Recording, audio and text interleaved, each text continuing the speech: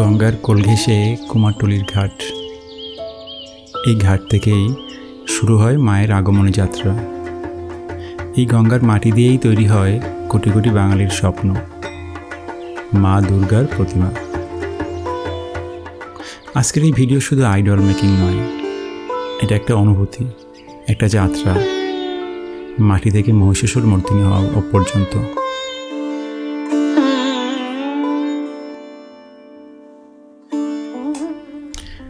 আমরা এখন ঢুকছি কুমারটুলির অন্তরে, যেখানে শিল্পীরা মাটির ছোঁয়ায় তৈরি করেন দেবী দুর্গাকে। এখানে জন্ম নেয় সারা বিশ্বের বাঙালির সবচেয়ে বড় উৎসব দুর্গাপুজো, যেখানে শিল্পীরা সারা বছর অক্লান্ত পরিশ্রম করেন এই কয়েকদিনের পুজোর জন্য।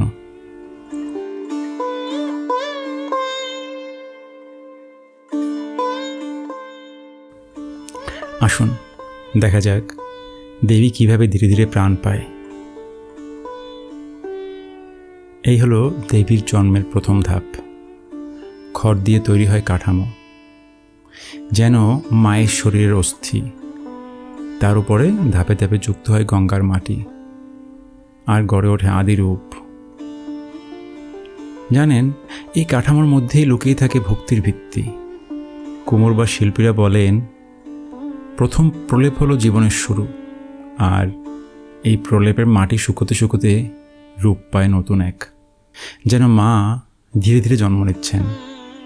রং নেই, সাজ নেই, তবু এই রূপেই লুকিয়ে আছে হাজার হাজার বছরের শক্তি। এই দৃশ্য শুধু ক্যামেরার নয়, হৃদয়ের জন্য, কারণ প্রতিটি খুঁটিনাটি আমাদের চোখের সামনে ইতিহাস লিখছে। আর রঙের আঁচড়ে মায়ের মূর্তি জীবন্ত হয়ে উঠছে।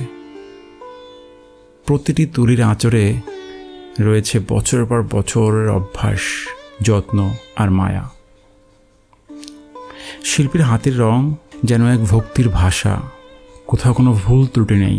মনে হয় শিল্পীকে এমনভাবে তৈরি করা হয়েছে যে শুধু যত্ন সহকারে মায়ের মূর্তির উপরে রং তুলের আঁচড় কাটবেন।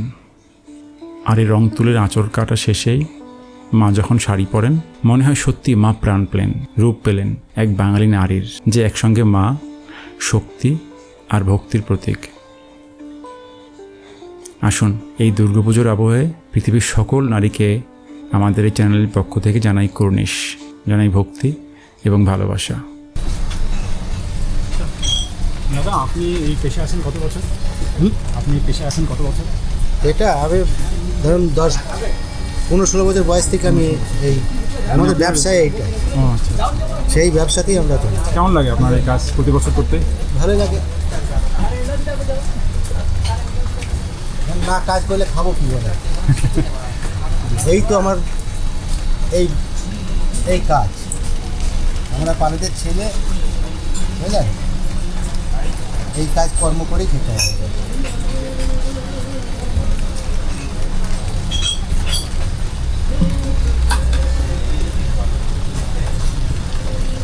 দাদা, এই কাজ করতে কি সব থেকে আপনার কঠিন কোন বিষয়টা মনে হয়? কঠিন খড় বাঁধা, মেন হচ্ছে আসল কাজ হচ্ছে খড়। খড় কি অ্যাভেলেবল পাওয়া যায় না? পাওয়া যায়, সব থেকে কষ্টকর কাজ হচ্ছে ওই খড় আচ্ছা, আচ্ছা আচ্ছা, বাঁধা। খড় বাঁধাটাই হচ্ছে মেন কঠিন কাজ। দাদা, এই যে কাজটা করছেন, এই কাজটা আপনাকে কতদিন আগে শুরু করতে হয়েছে? এই সারা বছর চলবে। ও, একদম মানে একটা পুজো শেষ হওয়ার সঙ্গে সঙ্গে আর একটা পুজোর শুরু হয়ে যায়। দেখুন, এখানকার শিল্পীদের কাছে এটা শুধু একটা পেশা নয়, এটা একটা ভক্তি, এটা ভালোবাসা এবং এটা উত্তরাধিকার। যেমন কথা বললাম, উনি সেই 15 বছর বয়স থেকে এই কাজ করছেন। তার মানে ওনার বাবা বা ঠাকুরদাদাও এই কাজই করতেন, অর্থাৎ উনি উত্তরাধিকার সূত্রেই এই কাজ পেয়েছেন। তাই জেনারেশন বাই জেনারেশন ওনার রক্তে এটা মিশে আছে।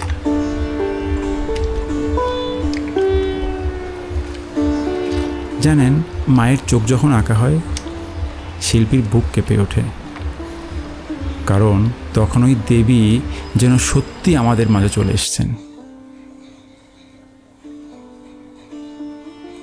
কুমারটুলি শুধু দেবী নয়, সঙ্গে তৈরি করেন অসুর, সিংহ, ঘোড়া, যুদ্ধে দেবীর সকল সহচর। আর প্রতিটি কাজে লেগে থাকে অসংখ্য হাত।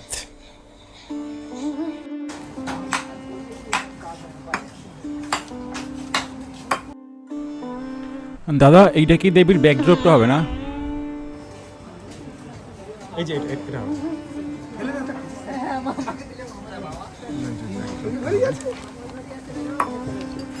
কুমোরটুলি আজ কলকাতার গর্ব।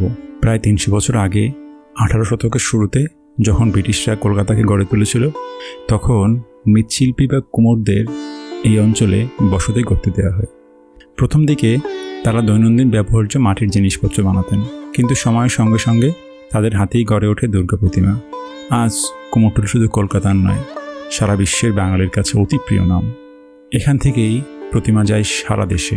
তবুও কুমোরটুলির শিল্পীরা রয়ে গেছেন সংকীর্ণ গলির ভিতর, সীমিত জায়গা আর ক্রমবর্ধমান খরচের চাপে।